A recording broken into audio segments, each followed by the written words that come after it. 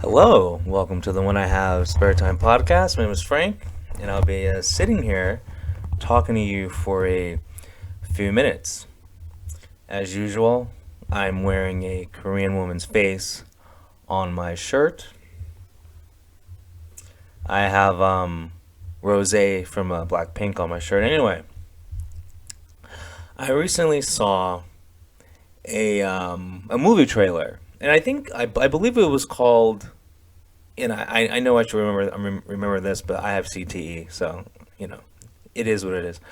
But I think it was called Dubai. So obviously it was filmed in, well, not obviously, but it was filmed in Dubai. It's really just propaganda, so people can see what Dubai looks like, so they'll want to take a $10,000 vacation there. But Jessica Alba is in the movie, and I think Zac Efron's in the movie. Like the High School Musical guy. But anyway, it looks like a spy movie. It looks like, because I could not tell what the movie was about because the trailer was really just showing pictures of Dubai, because it's really a you know promotional movie for Dubai to get people to vacation there. But anyway, Jessica Alba was unrecognizable. Okay, and now she has reached the point of what's that chick's name? Megan Fox. Jessica Alba has reached Megan Fox levels of plastic surgery, where I did not recognize. Like I didn't know it was Jessica Alba until near the end of the trailer, because I'm like, wait, is that Jessica Alba? Because Jessica Alba is. I mean, I don't. As far as I know, she's not a. Well, first of all, I don't keep track of the list, but she's not an A-list celebrity. Okay, I think Jessica Alba is a. Um, I guess she's a B-list celebrity. But she's not a household name. Let's put it that way. Like I think if I think Jessica Alba, I think she could like go to the mall and she'd be recognized, but like she wouldn't be mobbed. She could have like a regular you know social interaction there. Like she like stand in line at the couscous, and the girl behind the counter who speaks ESL would might recognize her. Might recognize her. The cook probably would recognize her because he's a guy, and he you know probably has a probably had a poster of her up on his wall like 10 years ago. You know, back when she was fappable. But anyway, um, yeah, like I don't know. She just doesn't look like Jessica Alba anymore. So like she's another one that has fallen victim to the Megan Fox syndrome of having too much plastic surgery. So they're just unrecognizable now. I don't know. I don't know why people are afraid to be themselves. Nothing ironic about me saying that. Seriously, I don't understand what's wrong with being yourself. You know, I remember I remember when I was 25, or no, I was 24, and I had a girlfriend who who was very lovely, and anyway, this girl, she had a mom who was addicted to speed, and a brother who had been a cokehead at that time for at least 10 years. I'm getting a winner. So so anyway, when you have a mom who's who's addicted to speed, who's a speed freak, and a brother who's a cokehead, obviously you're not going to be a winner either. So she was she was meth all day. So I started doing it with her, and the side effect that that drug had on me, and I'm not exaggerating. One day, literally, my hair fell out in clumps. It just all fell out. I'm like, what's going on? So, but instead of whatever, getting Rogaine or going on some medication or getting a hair transplant, I just like, fuck it. I just shaved my head bald. Like I literally had a full head of hair, and it just fell out in clumps. I wish I wish I could have filmed the reaction, but like it was one of those moments where like, am I dying? Because it was bad. Anyway, so like I said, like I don't mind being myself. Like I don't need plastic surgery or a wig. But anyway, but yeah, so in the trailer anyway, physically, like her body, like she, as far as I know, she's always had a nice body. It's just that her face, I did not recognize her. So, well, Zac Efron, you recognize Efron just because High School Musical. Let's just be honest, it's a part of it's a part of American culture. Okay, like everyone recognizes an apple pie when they see one. Everyone recognizes high gas prices when they see one. Everyone is gonna recognize Zac Efron.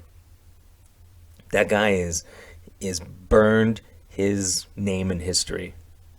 So I don't know if he's had plastic surgery, but once you've done High School Musical, it doesn't matter.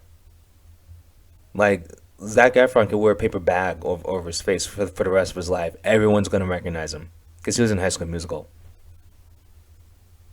Okay. Now I don't know how many of you have a TikTok. I don't. I don't have a TikTok because I'm over the age of 15, and I'm really holding to this that if you're over the age of 15, you shouldn't have a TikTok. I and the only thing I've seen TikTok used for is by other, well, mostly YouTube channels and like news stations, whatever. They use TikTok to make fun of people or just show how stupid people are. You know, like when I think of TikTok, I think of people, okay, like that crazy. I don't know what her name is, so I'm just gonna call her Bear Ear Chick because she uses a filter, so she has like bear ears and a bear nose. Um, she's trying to rewrite history by saying that like ancient Rome didn't exist or something like that. Like, stuff that's just idiotic. All these countries, ancient Rome, Greece, those places existed thousands of years ago. I mean, they still exist today too, as well. But the Roman Empire is real. Like the Greek Colosseum, like that's real. Like all those things are real. So you have this woman, Bare Ears, trying to prove to us that it's not real. Okay, so that's what TikTok is to me, or like crazy blue-haired SJWs, like giving speeches about how if you're white, you're born racist because of a few white people a couple hundred years ago uh, brought slaves over here. Like basically, like people on TikTok are doing their best to ruin the minds and ruin society. Um, you know, or yeah, people on TikTok who are like, I've actually seen this. Uh, Elementary school teachers trying to explain their sexuality and identity to their students. Once again, something that I don't want my 7-year-old child. I don't want their first grade teacher to be talking about their sexuality to them anyway. And so like when I think of TikTok, I think of nothing good. But the newest trend on TikTok is people doing self-diagnosis of their mental disorders. And the new hot mental disorder is having multiple personalities. Um, and it's very cringe. And so what they do is they consider I actually I don't know what they consider, but what they do is the main personality. So they'll go, "Hi," I'll just use me for example. "Hi, my name is Frank," and then they'll go like, "This is the system," and I guess the system is the the main, I guess, network hub of like all the different personalities. So like, and so then like I'll do another TikTok where I'll be like, "Hey, I'm Jenny. I'm the caretaker of the system." And then I'll do another TikTok, be like, "Hey, I'm Sam. I'm the I don't know, the mother of the system." And then it'd be like, "Hey, I'm Ronnie. I like to party. Like I'm Jim. I like to play ball. Whatever." And then they'll just all do all these TikToks, and some of them will like this one guy. He was whatever Sarah, and then like he somehow got hot sauce in his eye, which makes no sense. And then he switched to another personality, so that personality had to deal with the pain. I'm just like, whatever. Anyway, the point is, it's stupid. It makes no sense. And the problem is, what these idiots don't know, that the reason why it's called a mental disorder is because like you can't find it in the brain. Like there's let's see, like when you have a broken arm, the reason why it's called a broken arm and not a broken disorder is because like you can see the broken arm and you can fix the broken arm.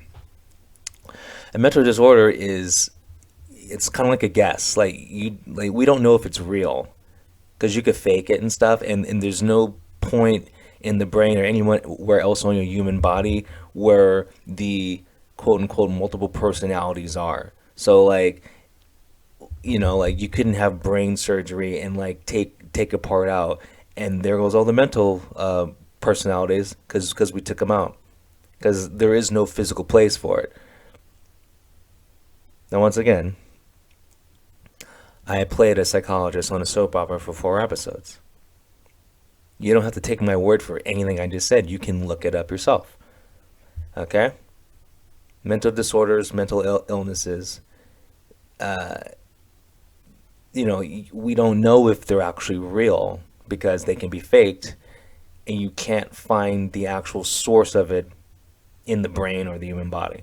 So, anyway, these multiple personality people are just, you know, they're just acting.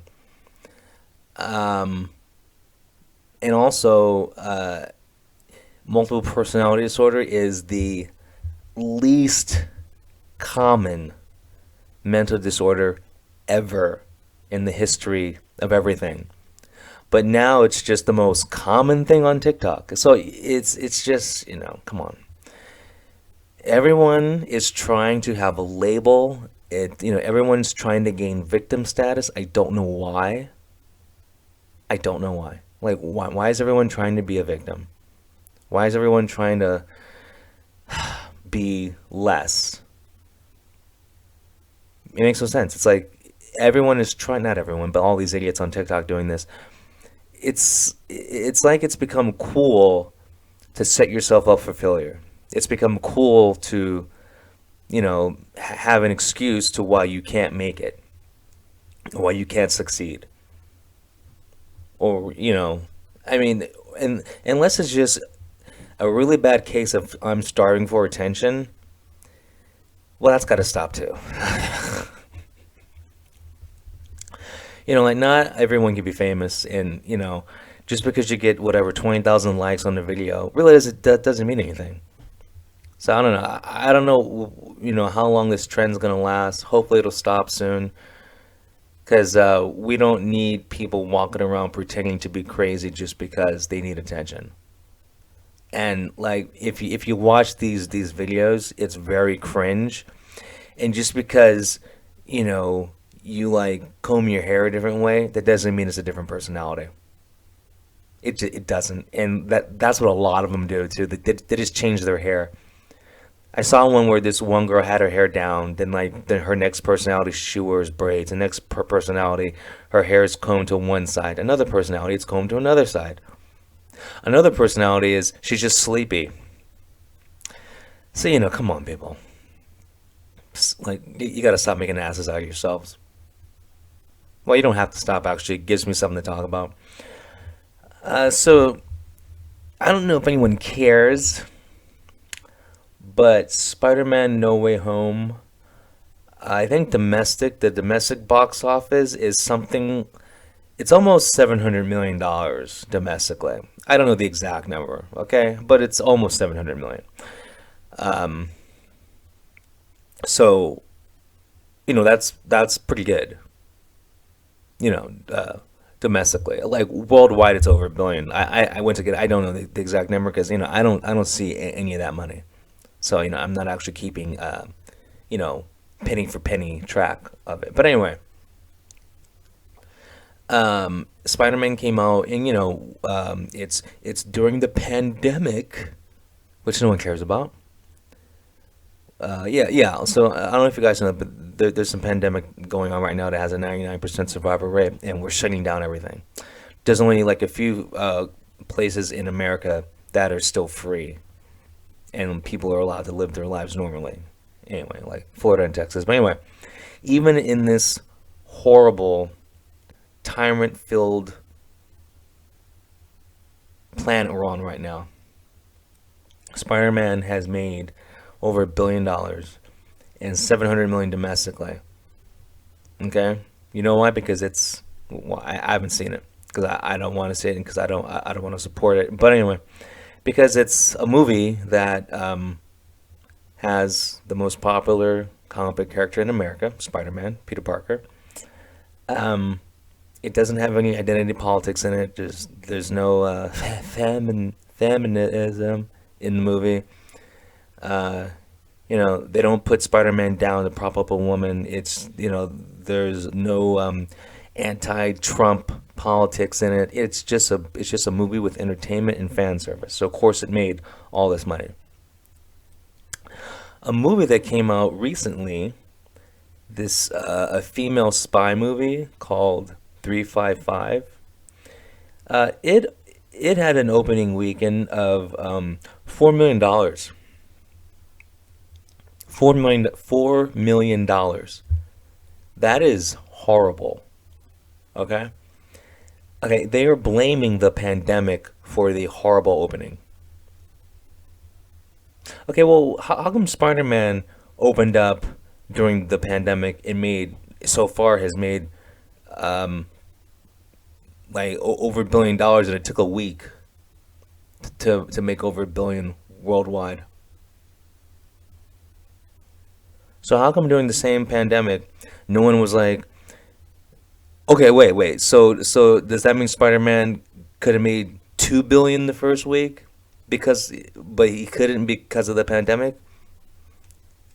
I'm sick of the pandemic being the excuses for everything. If all these people went out to see Spider-Man, those same people are still available to see the 355 female centric spy movie.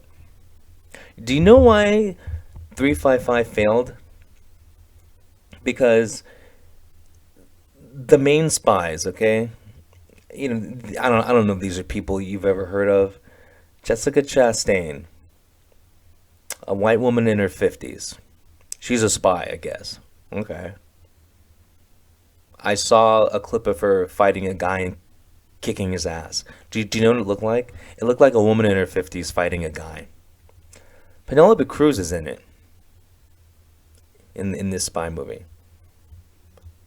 Very good looking woman in her 50s. Diane Kruger, no one knows who she is. She's good looking. She's a little bit younger. I don't know how old she is, but she's younger than the two chicks who were 50, okay? But still. Um, but I have nothing good or bad to say about her. Lupita Nyong'o You guys probably know her from the Marvel universe. Um, she looks like she couldn't fight her way out of a wet paper bag. Okay? Now I know she's in the Black Panther movie and okay, and I didn't see the Black Panther movie because I don't like Black Panther as a character, but at least in the Marvel universe, she gets a pass because, people have superpowers and stuff. So like a woman fighting in the Marvel universe is a lot different than a real life, quote unquote grounded spy movie. Okay? And she looks out of place in it. Okay. And then Fan Bingbing's in it. Now, she, being the best looking one out of these five women, being in the best shape out of these five women, still, it's just not going to work because a woman that looks like her is not going to be a spy beating up dudes because she, let's just be honest, she looks like you can throw her across the room and she'd shatter like a vase, a Ming vase. Yes, I'm being racist. I don't give a fuck.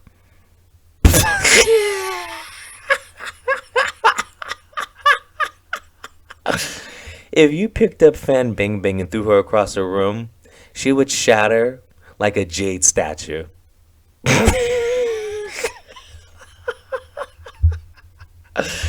Let me repeat that. If you picked up Fan Bingbing and threw her across the room, she would shatter like fine china. Anyway, listen. Um, Now Fan Bingbing, when she was in like the X-Men movies, once again, it's a superhero movie. Okay, so when she's kicking ass in that, it's totally believable because there's superpowers involved. Like, there's a big difference between women in superhero movies and women in a spy movie. Okay, big difference. Big difference.